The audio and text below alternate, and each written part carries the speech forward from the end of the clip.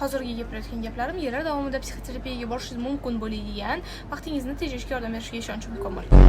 Sog'inib siqilishni boshlaganingizda u insonni emas, balki u inson oldida his qilgan hissiyotlaringizni sog'inishni boshlaysiz.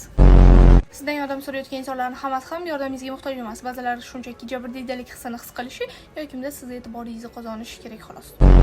To'g'ri yoki noto'g'ri qarorlar yo'q, shunchaki sizning qarorlaringiz bor va u qarorlarga nisbatan qarashlaringiz bor xolos.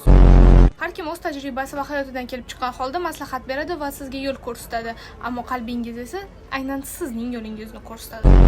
Hayotda berilayotgan sinovlardan tajriba va dars olmas ekansiz, u ssenariylar qayta-qayta takrorlanaveradi. Qancha o'z ustingizda ishlamang, muammolar har doim bo'ladi va bir muammoni yechganingizdan keyin qiyinrog'i orqasidan keladi. Olayotgan bilimlaringiz bu muammolarga nisbatan qarashlaringizni o'zgartiradi va yechimlarni taklif qiladi.